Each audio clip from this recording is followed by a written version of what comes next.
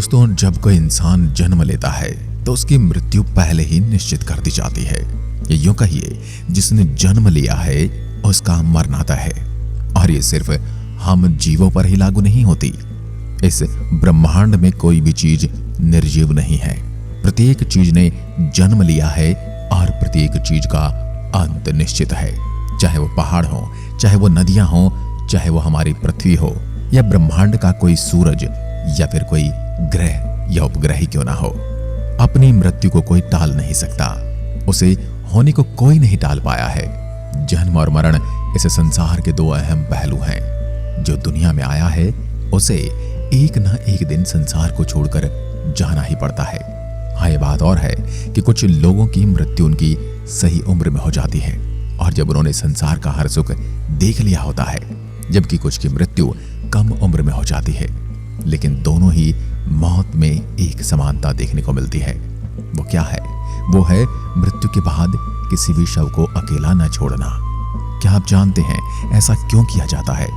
अगर नहीं तो हम आपको आज इस वीडियो के माध्यम से इसका सत्य बताने वाले हैं। आखिर क्यों मृत्यु के बाद शव को अकेला नहीं छोड़ा जाता? जब किसी मनुष्य की हिंदू धर्म में मृत्यु हो जाती है तो उसे दाह संस्कार कर दिया जाता है। इसके बारे में सभी जानते हैं। लेकिन जब मनुष्य की मृत्यु होती है तो उसी समय उसका अंतिम संस्कार नहीं किया जाता।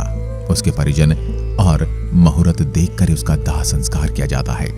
अगर किसी व्यक्ति की मृत्यु सूर्यास्त के बाद होती है तो उसका अंतिम संस्कार अगले दिन सूर्योदय के बाद ही किया जाता है।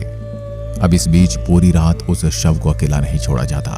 पूरी रात तो क्या, एक पल के लिए भी परिवार वाले उस शव को अकेला नहीं छोड़ते हैं। ऐसा करना अशुभ होता है। साथ ही कई तरह की अनहोनियां भी घट सकती हैं। गरुड़ पुराण में व्यक्ति की मृत्यु से लेकर उसके मिलने वाली यातनाओं में हमें कई बातें जानने को मिलती हैं। वहीं उसमें इस बात का जिक्र भी मिलता है कि कभी भी मृत्यु के बाद शव को अकेला नहीं छोड़ना चाहिए। इस बात का जवाब देने से पहले आपको ये जानना अत्यंत आवश्यक है कि कब और किन परिस्थितियों में अंतिम संस्कार नहीं करना चाहिए, क्योंकि बहुत से लोग इस मामले में सबसे ज्यादा गलतियां करते हैं और इसलिए बुरा परिणाम भी भुगतना पड़ता है। और आपका ये जानना सबसे जरूरी है। जब किसी मनुष्य की मृत्यु शाम के समय सूर्यास्त के बाद होती है तो उसे पूरी रात घर पर ही रखा जाता है। फिर अगले दिन उसका अंतिम संस्कार किया जाता है। वहीं अगर किसी की मृत्यु पंचक काल में होती है तो उसके शव को कुछ समय के लिए घर पर रखा जाता है। जैसे ही पंचक काल समाप्त होता है तब उसका अंतिम संस्कार कर दिया जाता है। गरुड़ पुराण में इस बात का जिक्र किया गया है कि अगर किसी मृत शव का दाह संस्कार सूर्यास्त के बाद या फिर किसी पंचक समय में किया जाता है तो उसे मोक्ष की प्राप्ति नहीं होती। इसलिए रात में अगर किसी की मृत्यु होती है तो उसे शमशान न ले जाकर घर पर ही पूरी रात रखा जाता है। इसी दौरान उस मृत शव को एक पल के लिए भी अकेला नहीं छोड़ा जाता। शव को अकेला न छोड़ने का एक कारण यह भी है, कुत्ते, बिल्ली या फिर घर के छोटे जानवर जैसे कि चींटियां उसके शरीर को हानि पहुंचा सकती हैं।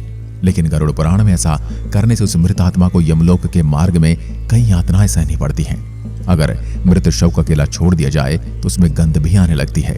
इसलिए वहां किसी न किसी व्यक्ति का रहना अनिवार्य होता है। वह व्यक्ति शव के पास बैठकर उसके चारों तरफ धूप या अगरबत्ती लगाता रहे। उससे शव से आने वाली दुर्गंध चारों ओर न फैल पाए। अगर गरुड़ पुराण की बात करें तो भगवान विष्णु ने गरुड़ के पूछने पर उन्हें जवाब दिया कि जब तक मृत मनुष्य का पुत्र या पुत्री आकर उसके शव को मुखाग्नि ना दे तब तक उसे मोक्ष की प्राप्ति नहीं होती। वहीं अगर सूर्यास्त के बाद किसी वृद्ध शरीर को जलाया जाए तो उसकी आत्मा असुर पिशाच की योनि में चली जाती है, जिससे उसे कई प्रकार के कष्ट सहने पड़ते हैं। और इसी वजह से रात के समय में अंतिम संस्कार करने से मना किया गया है। इसका एक और कारण भी है कि शव को अगर रात भर अकेला छोड़ दिया जाए तो उसमें आसपास भटकने वाली बुरी आत्माएं भी वास कर लेती हैं। ऐसा होने पर मृतक के साथ उसके परिजनों को भी कई कष्ट भोगने पड़ सकते हैं। शव को अकेला न छोड़ने का एक कारण ये भी है कि शरीर से निकलने के बाद उसकी आत्मा वहीं भटकती रहती है और उस खाली शरीर में कोई दूसरी आत्मा आकर प्रवेश कर लेती है। कई जगहों पर कई पापी तांत्रिक अपनी विद्या का गलत प्रयोग कर रहे होते हैं और वे अपनी शक्ति से किसी बुरी आत्मा को बुला लेते हैं और उसे खाली शरीर में जाने को कह देते हैं। ऐसे में उस बुरी आत्मा को जहां अकेला शव दिखाई देता है वह उसमें प्रवेश कर जाती है। इसके बाद वह तांत्रिक उससे कुछ समय तक बुरे काम करवा सकता है। इसलिए शव को कोई न कोई रखवाली अवश्य करता है और पूरी रात जागकर एक पल के लिए भी शव को अकेला नहीं छोड़ता। आपका इसके बारे में क्या कहना है? क्या आप हमारी बताई गई बातों को पहले से जानते थे? यदि नहीं तो कमेंट में लिखकर बताएं। यदि हाँ तो आपका अंत तक वीडियो देखने के लिए बहुत बहुत धन्यवाद। जय हिंद, जय भारत।